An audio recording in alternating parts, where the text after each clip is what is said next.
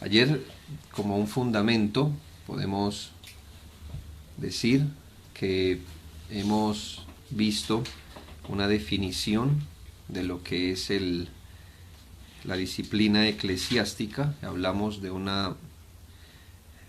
aspecto de la disciplina que es más amplio, que le hemos denominado disciplina instructiva, formativa, y el asunto de la disciplina más de carácter más restringido, que es la disciplina correctiva, que es en sí el tema que estamos analizando más detenidamente. Así que vimos la definición, vimos la necesidad de la disciplina, porque es necesario la disciplina en la iglesia, y finalizamos dando algunos propósitos por los que existe la disciplina.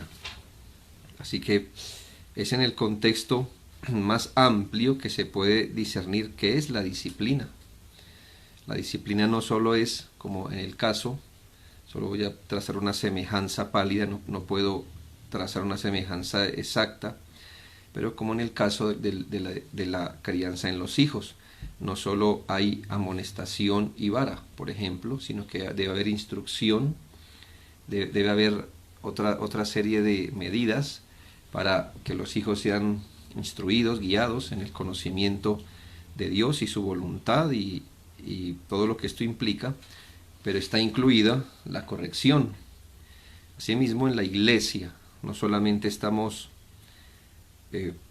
pensando que todos los problemas se han de resolver al nivel de la disciplina correctiva. Esto no es correcto, y lo decimos también a la luz de saber que en muchos casos las personas asumen que la única manera de corregir los pecados en la iglesia es llevando todo a nivel de disciplina correctiva. No se agota ninguna otra instancia, no se piensa en que la iglesia es dinámica y hay muchas cosas que pueden resolverse de manera natural. Por ejemplo, si en una iglesia hay un desacuerdo, muchas veces pasar por alto la ofensa es bíblico, como está en 1 Corintios capítulo 6. Es decir, muchos conflictos, según la Escritura, se van a resolver simplemente pasando por alto la ofensa, ¿sí? Sufriendo el agravio, sencillo como eso. Otros conflictos, me imagino que por su naturaleza, como dice la palabra de Dios, el amor cubrirá multitud de pecados. Sencillamente en la iglesia debemos aprender en muchos sentidos a ser tolerantes, a ser desapasionados. Los hermanos en la iglesia no deberían ser acostumbrados a que la primer conversación que tienen por cualquier asunto tenga esto, como supimos de una iglesia, que no se podían hablar nada amonestándose naturalmente, sino con esta introducción. Hermano, tenga en cuenta que este es el primer paso de Mateo 18. Así se acercaban a cualquier resolución. No había una conversación, a veces no había otras maneras, mejor dicho, de solucionar las cosas, sino a través de disciplina correctiva. Así que todos los hermanos vivían con la sombra de que a cualquier error, falta, debilidad, la primera conversación que tenían con otro hermano era ya el primer procedimiento de la disciplina correctiva. Esto no es así. Entendemos que la disciplina hace parte de la disciplina correctiva, pero vimos un círculo más amplio, que es la disciplina instructiva. La iglesia debe ser algo más natural en sus tratos.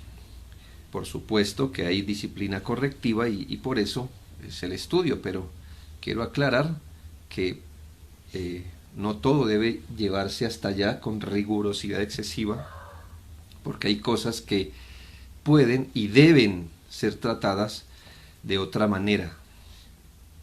Así que vamos a mirar en esta sesión el asunto de la disciplina eclesiástica de carácter correctivo, pero la manera de aplicarla. La manera de aplicarla. Vamos a ir sobre los textos más representativos y claros acerca de la disciplina en su aspecto correctivo. Recordemos que ayer veíamos que uno de los propósitos de la disciplina en su carácter correctivo era el rescate del hermano del pecado, es apartar de su pecado al hermano y restaurarlo a la obediencia apacible al Señor. Y soy deliberado en decir estas palabras, es decir, la disciplina tiene uno de sus propósitos que a través de exhortación y reprensión el hermano sea apartado de su pecado y restaurado a la obediencia apacible al Señor. Hay hermanos que solamente porque tienen una disciplina enfrente, entonces ceden a su pecado, pero no de forma apacible, como el niño que por cuestión de autoridad del padre, pues hace caso, pero no es su intención, no tiene otra salida sino que someterse. Y esta no es la idea de la disciplina, estamos hablando de la iglesia de Jesucristo, y la idea es que los hermanos al tiempo que se apartan de su pecado, también sean restaurados a la obediencia apacible, tranquila, que sea restaurado de verdad a la comunión en la iglesia. La palabra de Dios nos señala los principios de la disciplina bíblica y sus procedimientos, los cuales deben ser aplicados con fidelidad, porque pues es la palabra de Dios la que provee de estos procedimientos, pero también con sabiduría. Y esto debido a la multiforme manera en que un pecado puede venir a presentarse. Esto debido a las distintas maneras en que el pecado se presenta, en que los hermanos pueden pecar, la gran diferencia de madurez y conocimiento. Hay tantos agravantes para una disciplina como atenuantes en una disciplina. Puede ser por el tipo de pecado, por el número de personas que conoce el pecado y más consideraciones, que le quiero enseñar que la aplicación de la disciplina no es plana. Puede ser que a un hermano, por las condiciones, las circunstancias, el contexto y todo aquello que le acabé de decir, el pecado en él se ha reprendido de una forma que de otro hermano que comete el mismo pecado, pero con distintas consideraciones, se ha reprendido o disciplinado de otra manera. Y esto, pero dentro del marco de los principios bíblicos. Por eso vamos a dividir nuestra explicación en el procedimiento disciplinario de ofensas privadas comunes. Cuando digo comunes, no estoy diciendo que sea lo que deberíamos esperar, sino lo que se presenta comúnmente.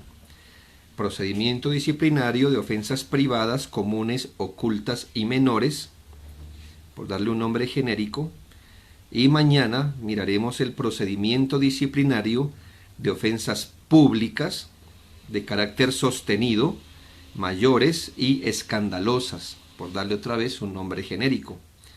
No estoy dando categorías de pecados, sino la manera como el pecado puede venir. No estoy diciendo que unos pecados son pecados y otros no, sino la manera como los pecados se pueden expresar. No olvidemos el principio que aprendimos ayer, que toda disciplina correctiva tiene que ser tanto correspondiente como gradual. Siempre nos debemos preguntar si el caso o la disciplina que estamos a punto de ejercitar, de aplicar, es un trato correspondiente al pecado que se está presentando, y si debe además ser tratado de forma gradual o no. Y esto, por ejemplo, cuando le pondré este ejemplo, puede ser que una persona empiece a sentir que su temperatura sube, y entonces, ¿qué haríamos con esa persona? Pues la vamos a empezar a tratar poco a poco, ¿verdad? Si la temperatura se mantiene arriba, como ya todos sabemos, ¿no? Entonces ponemos más atención. Si no, pues obviamente hay que consultar al médico. No es lo mismo que si una persona es arrollada inmediatamente por un vehículo. No actuaríamos igual. Entonces uno debe saber tanto qué aplica como si esto merece gradualidad o si de una vez es necesario actuar prontamente. Bien, así que entremos en materia acerca del tratamiento disciplinario a pecados privados, comunes, ocultos y menores. Aquí queremos señalar hacia aquellos pecados que se han dado en un círculo privado, en un círculo menor. Aquellos pecados cuya naturaleza o por cuya naturaleza estos puedan remediarse en el círculo más pequeño posible y que no haya ninguna consecuencia colateral ni tengamos que pasar por ningún principio bíblico si así lo hacemos. Entonces hay que entender, analizar esto. Por supuesto, se espera que los líderes, los pastores, tengan habilidad para determinar.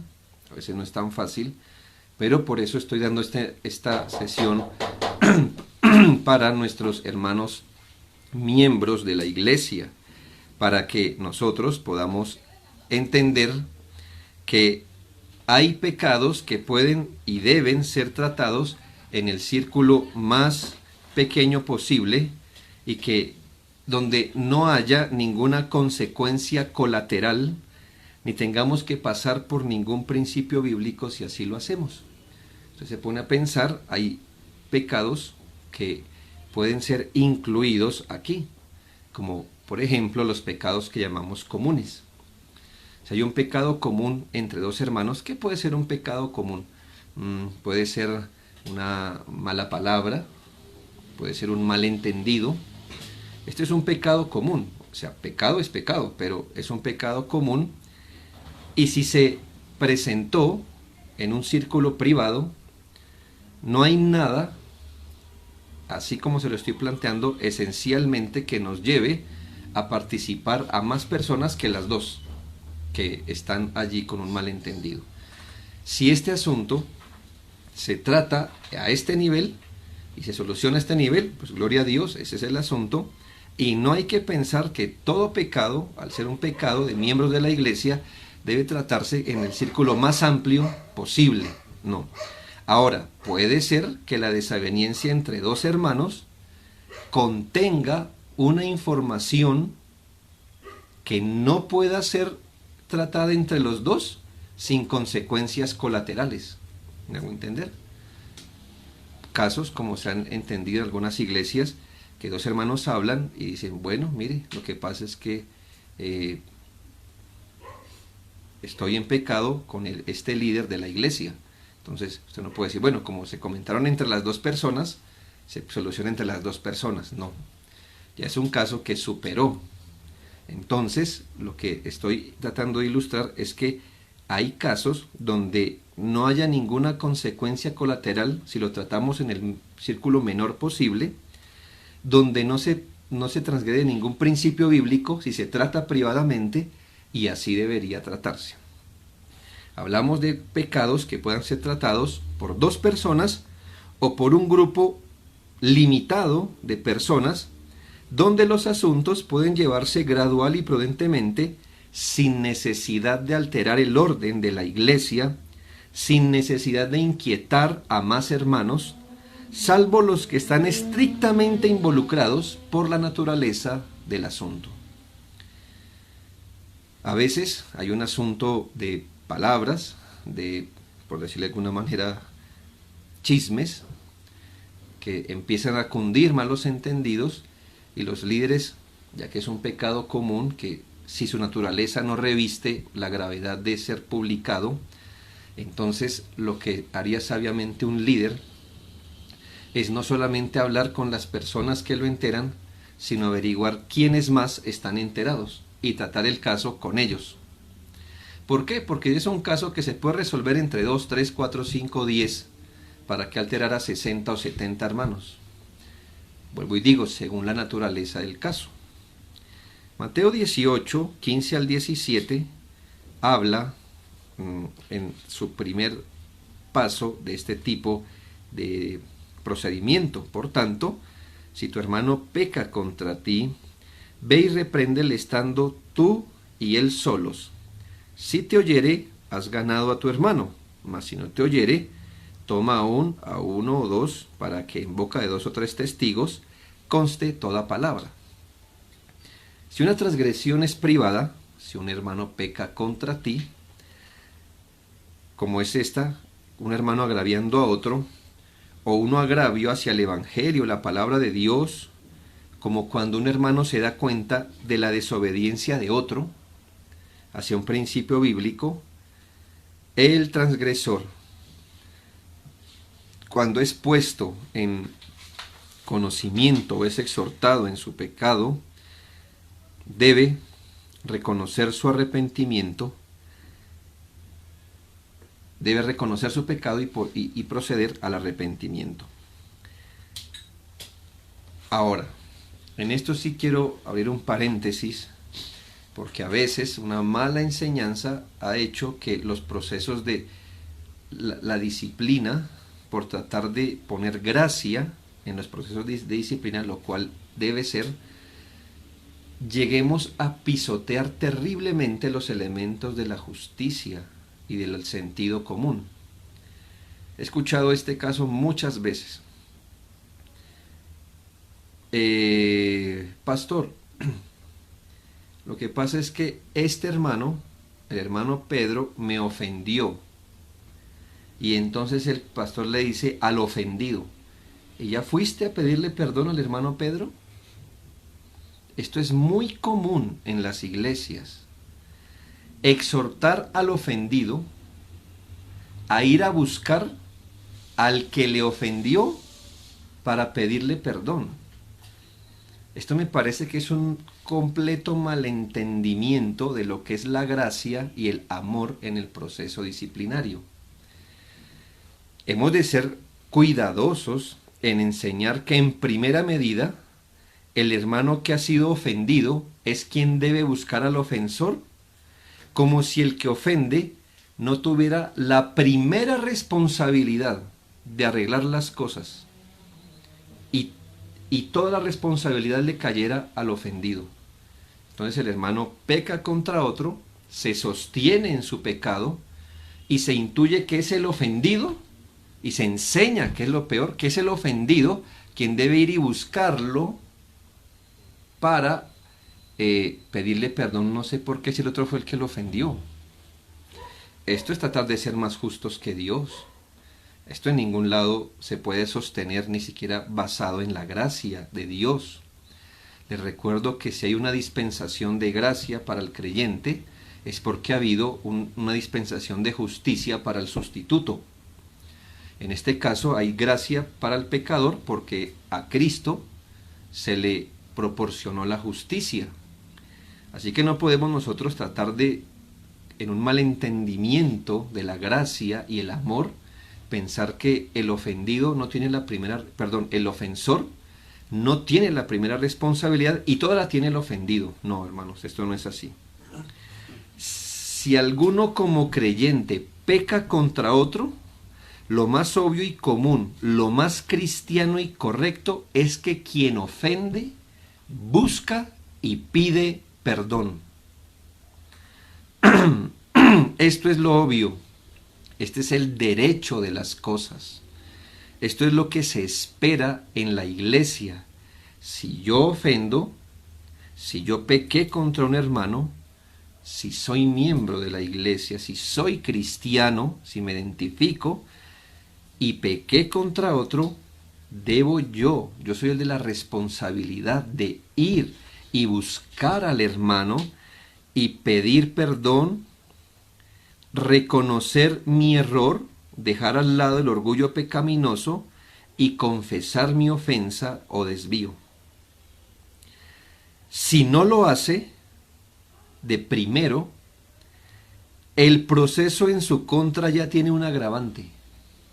Si el ofensor no va de primero a solucionar, ya el proceso empezó con otro problema, que además del pecado inicial, se le agrava la condición por no ir al hermano y pedirle perdón. Ahora, además del pecado inicial, debe ser reprendido y exhortado por su orgullo y dureza, por no ir y pedir perdón y ocuparse en la restauración de los asuntos que fueron dañados. Así que cometer un error puede ser común en el pueblo de Dios, pero negarse a reconocerlo, ir y negarse a restaurar lo que él dañó, a reparar lo que él dañó, esto agrava enormemente la situación para el ofensor. Y las personas que luego son involucradas deben considerar esto, que ya estamos hablando de un pecado inicial y de orgullo y dureza. Note qué es lo que enseña Lucas 17, 3 y 4. Es que es lo lógico, no sé cómo hemos llegado a conclusiones tan desviadas. Dice, mirad por vosotros mismos, si tu hermano pecare contra ti, no dice pídele perdón, no, si tu hermano peca contra ti, repréndele. Y si se arrepintiere, perdónale. Escucha el punto, y si 7 veces al día pecare contra ti, y 7 veces al día volviere a ti diciendo, me arrepiento, perdónale. ¿Sí nota el orden? Aquí hay alguien que pecó y pide perdón. Y puede pecar 7 veces, pero va 7 veces y pide perdón. Esta ética de leer el texto como si tu hermano peca contra ti, ve y búscalo y pídele perdón. ¿Cómo es esto? Que el ofendido tiene que ir a pedirle perdón. O así como, hermano, tú me ofendiste, pero te pido perdón. Unas cosas que hacen hacer algunos líderes a sus miembros es algo, se sale hasta del juicio común. Vaya hermano, ya que él es el ofendido, vaya, hable, abrácelo, pídale perdón.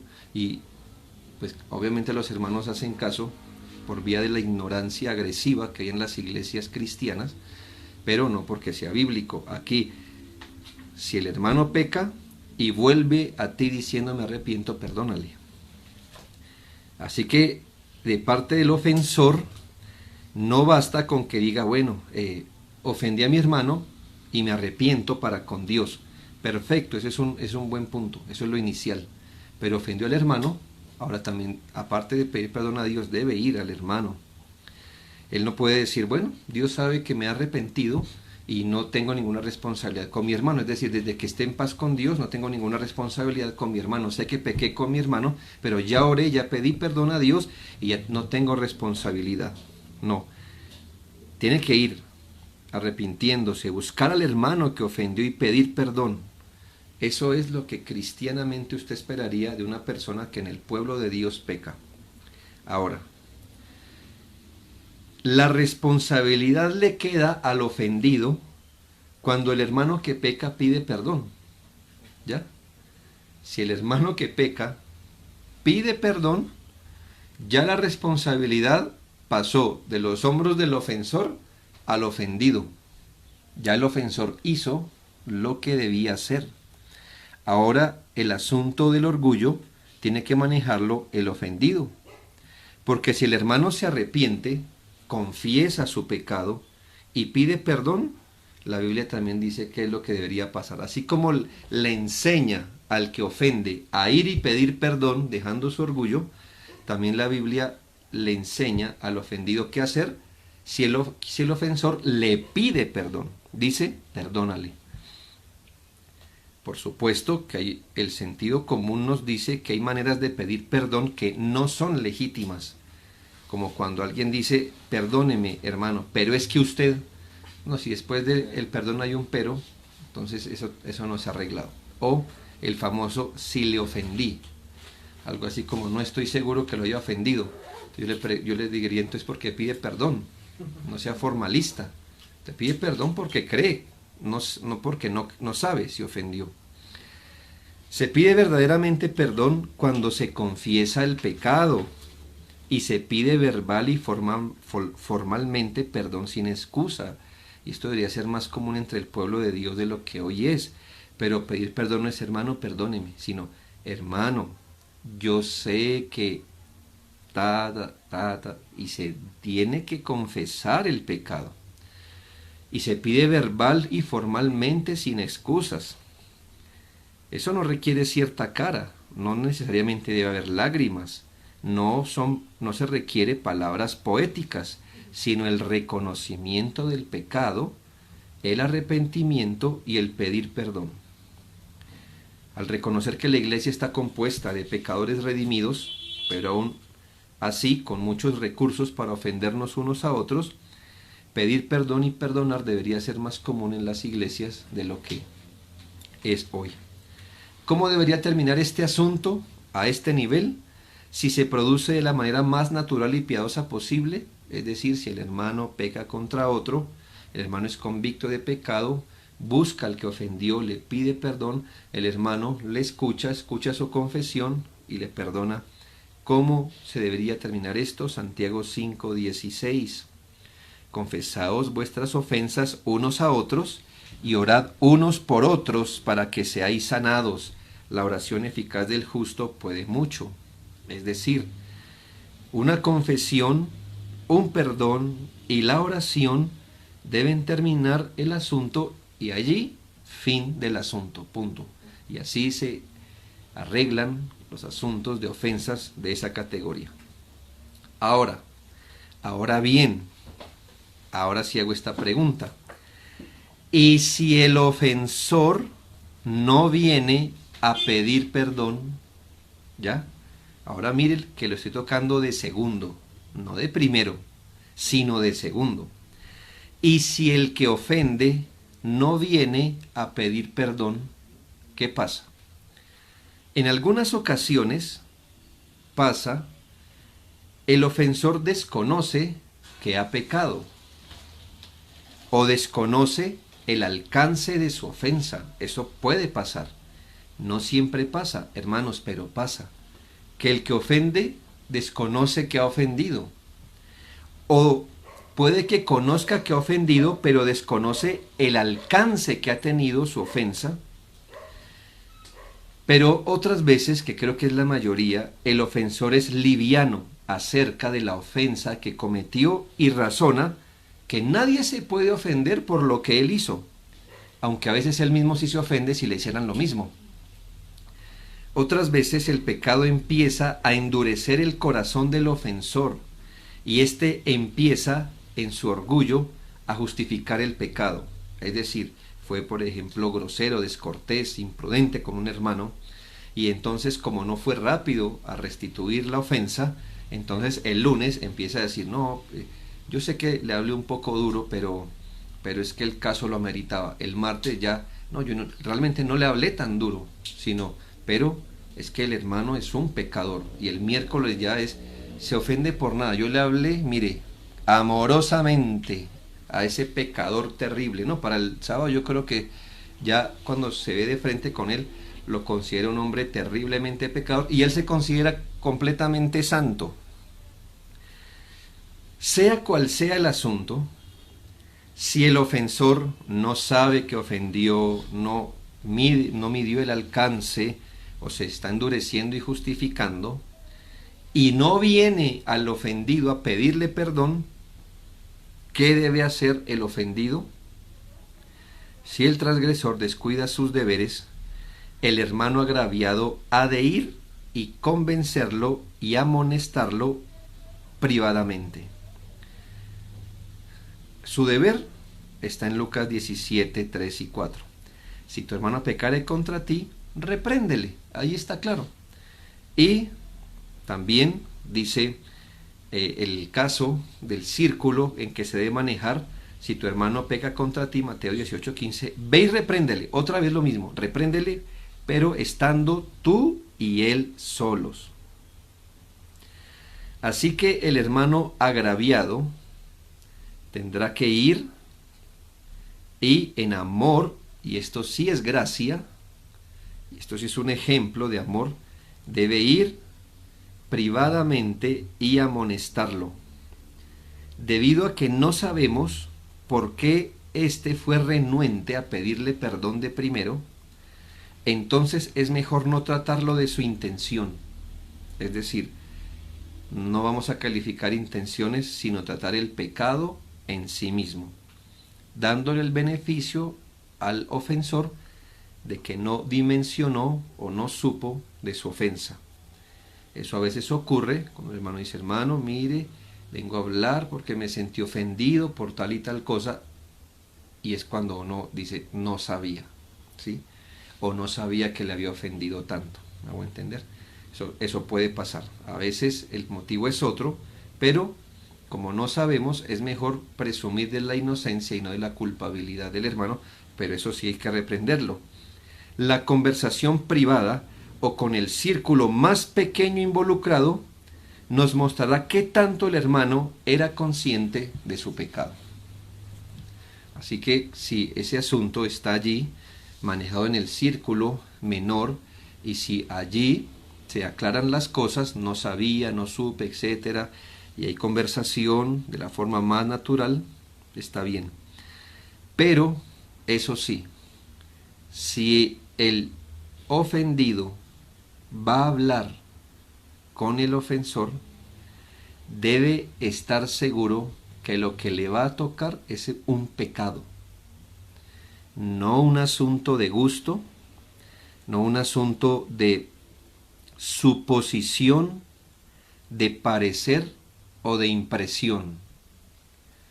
Yo no puedo traer a un hermano y sentarlo simplemente porque por mi gusto, porque así como a usted no le gusta una cosa, de pronto al hermano sí, y cosas así, y en esto debemos dejar de ser muy quisquillosos y pensar que si los hermanos no hacen o dicen como yo, entonces me ofendo. No, yo voy a estar seguro que si lo voy a reprender es realmente por un pecado.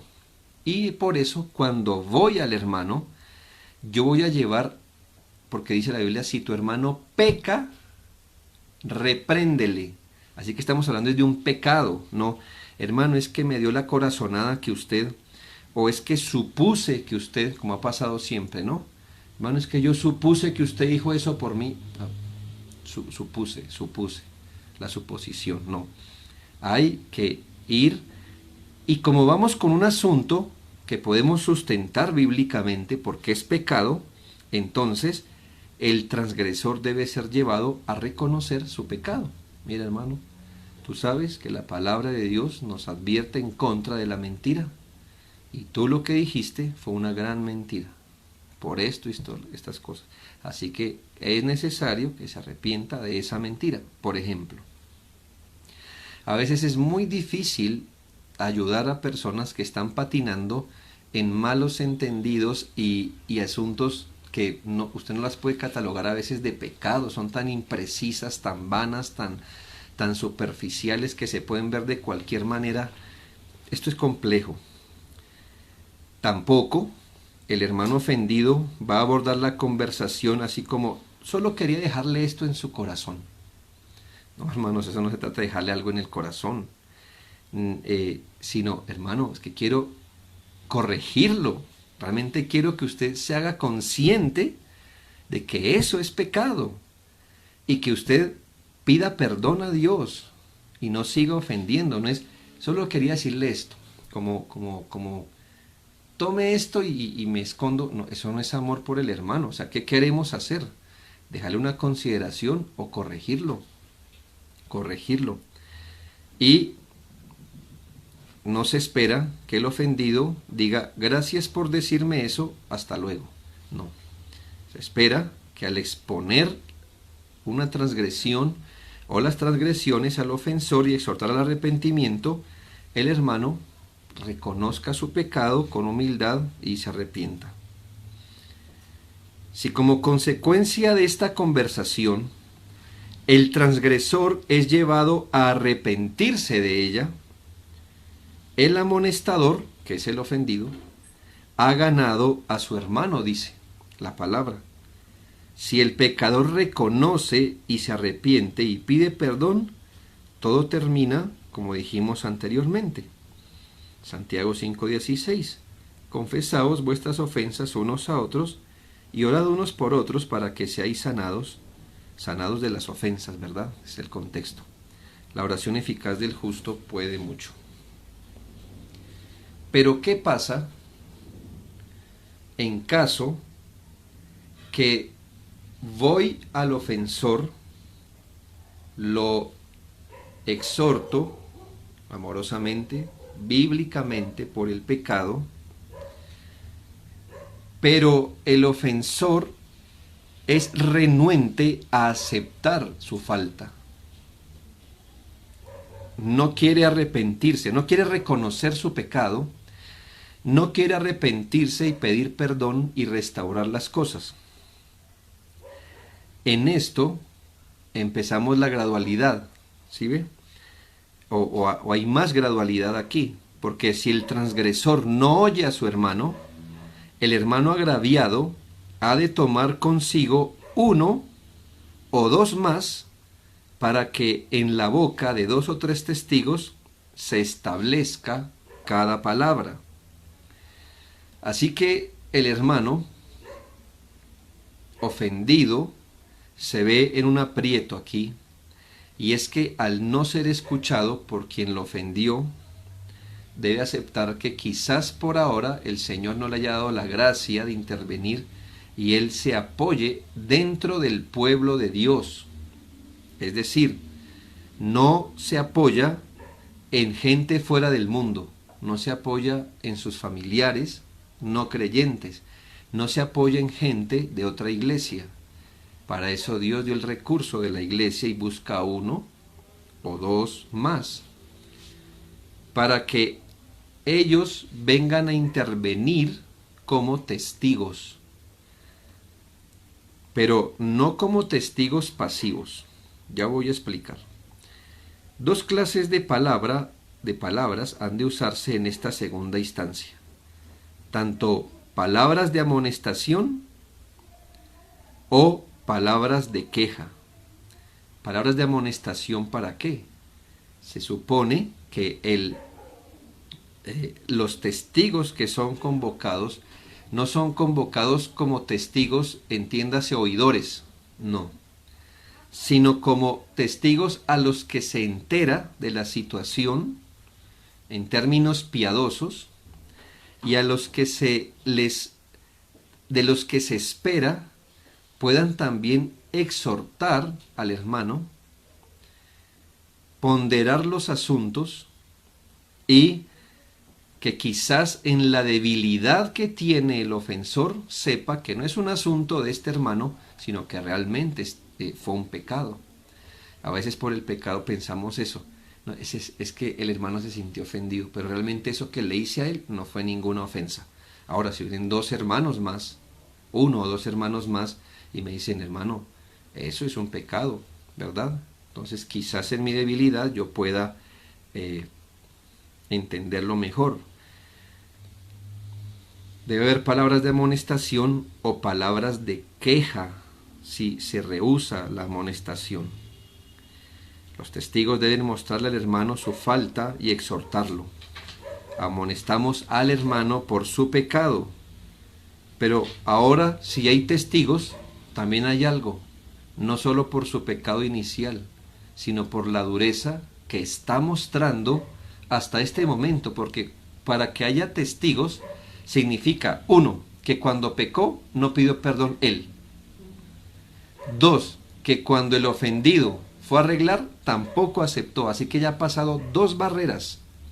Para que haya testigos, él ha tenido que saltar 2 barreras. La natural, que es que si ofendo, pido perdón.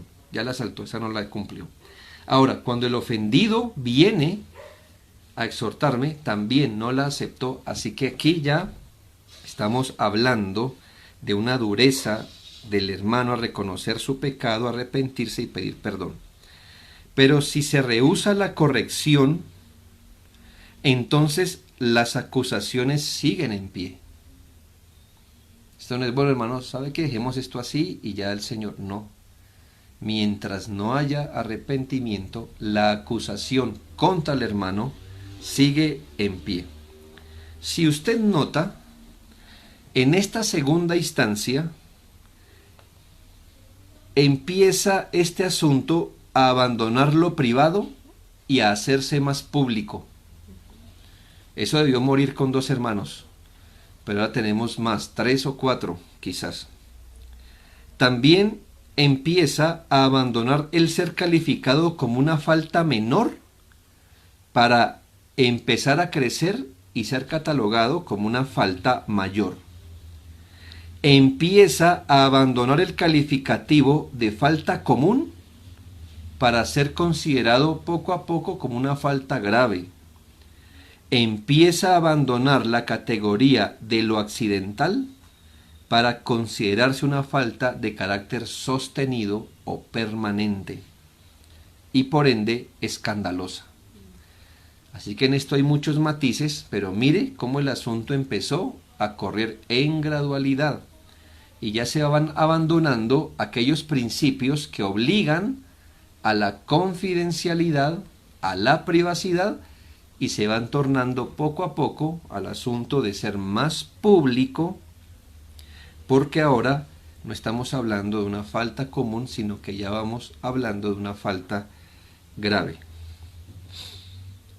Aun si el hermano se arrepintiera, en esta instancia, con testigos, los testigos ahora deben estar pendientes del hermano, corroborando que en verdad se haya arrepentido en lo posible.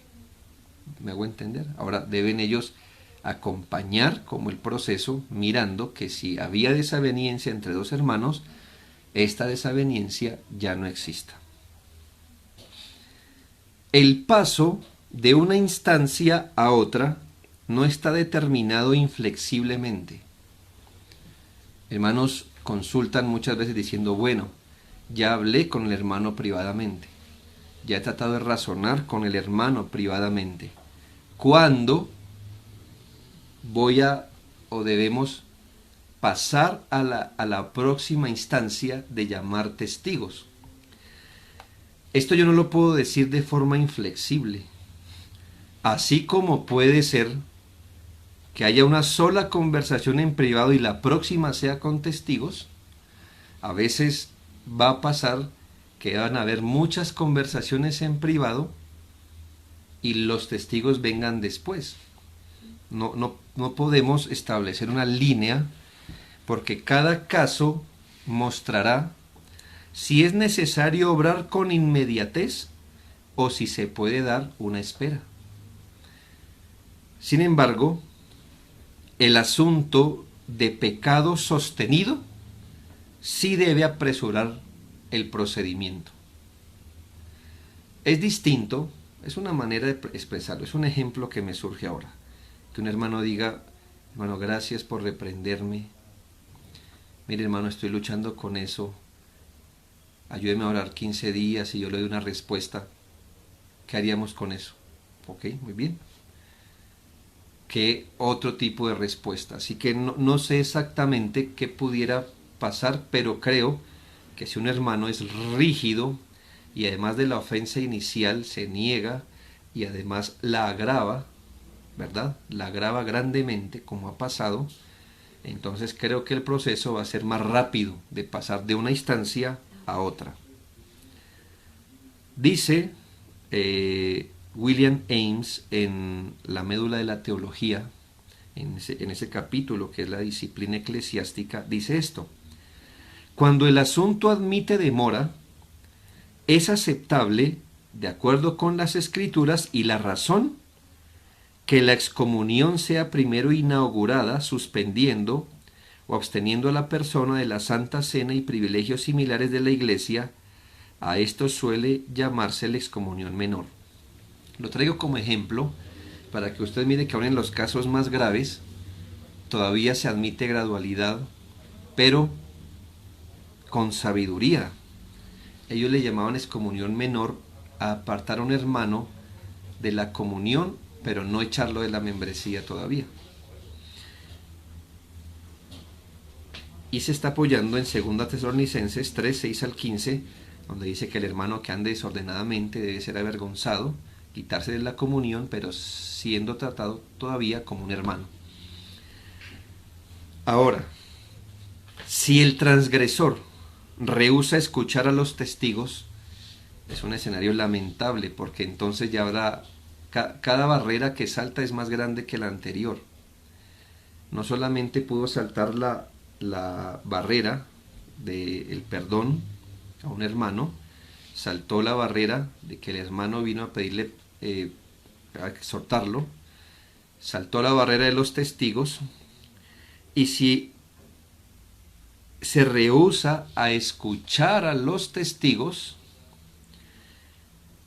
el hermano agraviado o quien haya puesto en conocimiento el caso, por boca de los ancianos ha de decirlo a la iglesia. Y escuche muy bien. Realmente quien pone a la iglesia en evidencia es el hermano ofendido, pero lo pone en evidencia por boca de los ancianos, porque ni aun la disciplina debe saltar y perturbar el orden de la iglesia. Que estamos diciendo que por más que haya una ofensa, todavía se respeta en la iglesia el liderazgo puesto por Dios. Estoy pensando en este caso. Como este hermano me ofendió y se rehúsa, como este hermano, ya después que lo he tratado con testigos, se rehúsa a arrepentirme, voy a elaborar una carta y se la voy a enviar por correo electrónico a todas las iglesias para enterarla de una vez. Eso es saltar un orden. En parte está siguiendo un procedimiento, pero no de forma ordenada, porque todavía, cuando dice la Biblia, dilo a la iglesia, se supone que estamos hablando de una iglesia ordenada en la voluntad de Dios, y una iglesia ordenada tiene pastores o líderes. Así que una persona no puede ser arbitraria y usar la disciplina como su venganza personal. Así que por boca de los ancianos debe decir a la iglesia. Eso significa que ya aquí, en esta instancia, si los ancianos no han sido involucrados como uno de los testigos, ahora van a ser involucrados formalmente cuando se le dice a la iglesia. Cuando el asunto es comentado al anciano o a los ancianos, ya abandona completamente el asunto de privado. Ya no hay nada privado. Y en esto, hermanos, por favor, tengan sensatez.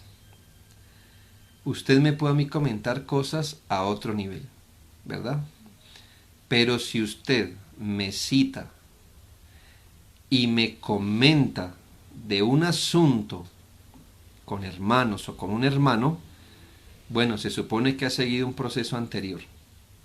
Y se supone que usted está buscando, voy a ponerme como ejemplo, usted me está buscando como pastor y no que me está buscando como parte de una cadena de chisme en el que usted me untó allí. Era para que enterarme, para que yo mirara de otra manera al hermano ofensor, pero que no hiciera nada. No, hermano, no espere eso de mí, ni de ningún anciano serio. O sea, hay hermanos como que lo voy a decir al pastor, para que él también sepa con quién está tratando. Pero le voy a decir que no haga nada. Los hermanos, sí, pastor, ni le comento esto, pero, pastor, pues, ayúdeme a orar. Sí, son más piadosos, ¿verdad? Ayúdeme a orar. Hermano, entonces nos citamos con el hermano. No, solo le quería comentar. No, hermano, yo chismoso no soy. No, hermanos. Y ningún anciano serio será chismoso. Si usted entera a un anciano, lo está enterando como anciano, como supervisor de la iglesia. Así que cuando usted le comente algo a un anciano, no espere que él se quede con los brazos cruzados. Seguramente si es un anciano serio le va a decir, hermano, ¿y usted ya habló con el hermano? ¿Verdad? Es que no, hermano, cumpla el proceso. Pero me imagino que hay cosas que se le comentan, entonces es porque usted está preparado a seguir el procedimiento bíblico. Cuando el asunto llega al anciano, como anciano, abandona completamente el asunto privado, menor, común, y debe ser tratado como ahora lo es. Cuando ya se comenta a la iglesia, es una falta sostenida, pública y grave. Llevar el caso a la iglesia es un asunto formal. Aquí hay formalidad. Y hay solemnidad. En Mateo 18, 19 y 20, que es el texto inmediato que sigue: así tu hermano peca, ve y repréndele, y si no, dilo a la iglesia. Miren lo que dice en el texto siguiente: otra vez os digo que si dos de vosotros se pusieren de acuerdo en la tierra acerca de cualquiera cosa que pidieren, les será hecho por mi Padre que está en los cielos, porque donde están 2 o 3 congregados en mi nombre, allí estoy yo en medio de ellos. Yo sé que este texto puede tener muchas aplicaciones, pero directamente está hablando del procedimiento eclesial.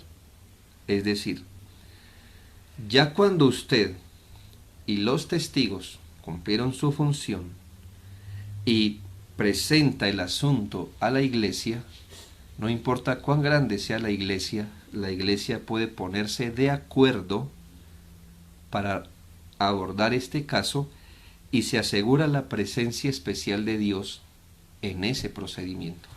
La presencia de Cristo está allá. Así que esto no es una mera formalidad. Aquí estamos hablando de un ejercicio público, formal, de disciplina. En caso de renuencia,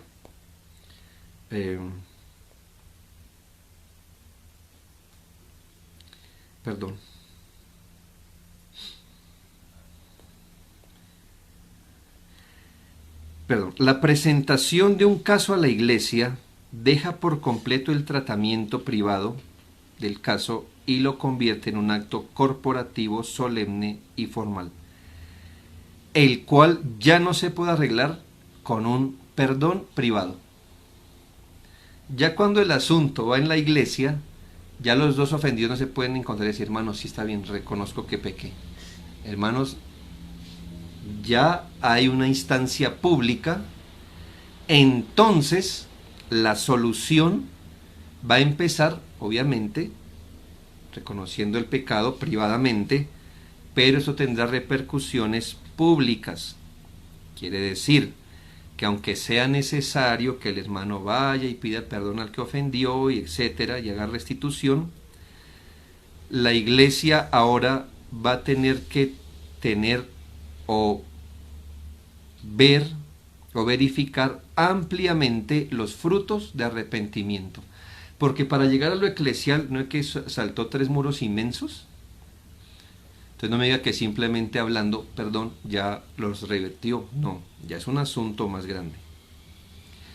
Alguno pensará: ¿pero la iglesia no debería perdonarlo enseguida? Por supuesto que la iglesia, si el hermano pide perdón públicamente, debe perdonarlo. Lo que no puede hacer es tratar el caso como si se tratara de una falta privada, donde oramos y todo queda sepultado. El caso ya desbordó la instancia privada, ahora es público y formal. Luego, aunque podamos ofrecerle perdón, la restitución del hermano será pública y formal, y donde será necesario esperar y considerar corporativamente, es decir, como iglesia, los frutos de arrepentimiento de él. Mientras fue privado, era más sencillo, pero ahora que es público, la iglesia está involucrada, ahora el hermano pide perdón al ofendido, pero también frente a la iglesia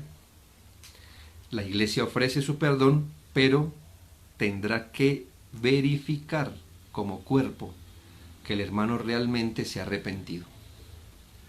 Así que imagino que será fruto o producto de muchas reuniones, decir: hermanos, ¿cómo están observando al hermano? Y hasta que haya unanimidad, entonces la iglesia puede restituir o restaurar el hermano.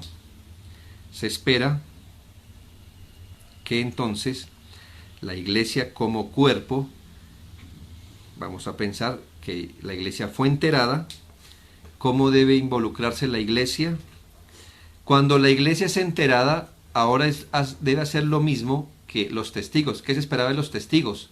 No que simplemente miraran y se escucharan, no, sino que se involucraran Se espera que cuando la iglesia es enterada del pecado a través del anciano, la iglesia como un cuerpo a través de exhortaciones, oraciones, consejos, hagan su aporte en llamar al hermano al arrepentimiento. No estamos pensando en sesiones largas, extensas. Pueden ser hermanos que se reúnan a hablar con el ofensor. Puede ser que algunos escriban una carta formal, llamadas telefónicas. La manera más personal posible debe ser usada para que todos, actuando como cuerpo, podamos confrontar, animar, guiar al hermano a reconocer su pecado y arrepentirse. La iglesia debe actuar como un solo cuerpo. La iglesia debe cuidar de no distraerse del punto, pues la experiencia nos dice que en estos momentos las personas que ofenden buscan evadir su responsabilidad, ahora culpando a la iglesia de hipocresía y de pecados y más. Cuidado. En esto, si la iglesia no obra como cuerpo, el pecador se puede salir con la suya y hasta divide en opiniones la iglesia. El pecador ya ha tenido tiempo para pensar. La iglesia hasta ahora va a empezar su proceso. La iglesia quizás no conozca muchos detalles y por eso deben sujetarse a las indicaciones del anciano para saber qué decir. Pero como los hermanos son curiosos, son de gran iniciativa y desobedientes muchas veces, entonces empiezan a buscarle la lengua al ofensor. Y si hasta este momento no se ha arrepentido, ¿qué piensa que les va a decir? Va a empezar a justificarse, ya ha tenido tiempo para eso, para procurar colocar las cosas a su favor. Y si la iglesia no es obediente a la guía que se da, entonces el hermano ofensor va a culpabilizar a la iglesia. Y eso el primero que sale a relucir es el pastor, los líderes, porque como este es amigo de aquel, entonces todo se voltea. Y empiezan, además de eso, a haber hermanos, como los hay en todas las iglesias, bien despistados, que no son juiciosos en su estudio de la Biblia. Y entonces son los primeros que el ofensor huele, como un lobo, lo huele y los manipula. Y entonces empiezan, pero será, pastores, que mire que el hermano me dice. No estamos en la etapa del hermano me dice. Esa etapa ya pasó. 1, 2 y 3 veces pasó. Así que no es la hora de que mi hermano me dice, es la hora de exhortémoslo a abandonar el pecado. Si el hermano oye a la iglesia, será recuperado. En algunos casos será prudente esperar un tiempo para mirar fruto de arrepentimiento. Esto es así. Si hay falta de convicción del pecador, se tiene que dar tiempo hasta llegarlo a quitar de algunas de sus beneficios como miembro, esperando que se recupere. En caso de renuencia a aceptar los llamados de la iglesia debe sacarlo de la membresía o de la comunión de forma pública y formal. A esto se le llama la excomunión. De la excomunión vamos a hablar, si Dios quiere, el viernes de forma más amplia. El punto es que el pecador o se muestra arrepentido u obstinado. Si se muestra arrepentido, es recuperado y liberado de su disciplina. Pero si está obstinado, entonces debe ser sacado de la comunión. El poder de la disciplina para excomulgar a alguien le pertenece a la iglesia, porque recibir a la membresía también fue un asunto de iglesia. De una iglesia guiada por el pastor o los pastores, pero al final es de la iglesia. Termino con esta pregunta. ¿Puede una iglesia, voy a hablar más de la excomunión, así que por eso no voy a profundizar, ¿Puede una iglesia excomulgar a alguien así no todos estén de acuerdo en hacerlo? ¿Qué se piensa, hermanos, que esto es democracia? ¿Y puede una iglesia excomulgar a alguien así no todos estén de acuerdo en hacerlo? Pues siempre se va a esperar que una iglesia actúe en consenso. De allí la gran importancia de estar creciendo todos en piedad al mismo tiempo. Sin embargo, puede ocurrir que una iglesia no sea una solamente en esto. El caso de la iglesia en Corinto nos da mucha luz. Primero los Corintios 6, 4, 5 dice: si pues tenéis juicio sobre cosas de esta vida, ¿ponéis para juzgar a los que son de menor estima en la iglesia? Para avergonzaros lo digo, pues que no hay entre vosotros sabio ni aun uno que pueda juzgar entre sus hermanos. Mire esto. Esto no es por votos. Imagínense esta pregunta de Pablo. ¿Cuántos hermanos están de acuerdo con disciplinar al fornicario? Es que eso no se pone a votación, hermanos. ¿Qué tal que entonces el 80% diga que no está de acuerdo en disciplinar al fornicario? Entonces no se disciplina. No, hermanos. Como lo dice Pablo, aun si hubiera uno y este tiene la razón, ese uno está representando los intereses de Jesucristo. Si 50 y 50, entonces yo me pregunto, si un 50% está representando los intereses de Cristo, el asunto se decide por quienes están representando los intereses de Cristo, no por la mayoría. La otra cantidad de la iglesia es un problema ahora. Si fuera 80-20, bueno, y si los 20 representan la causa de Cristo, entonces igual debe ser expulsado de la iglesia. El apóstol Pablo dice: reúnanse y expúlsenlo. Esto no es asunto de democracia, es asunto del señorío de Cristo, de la palabra de Dios.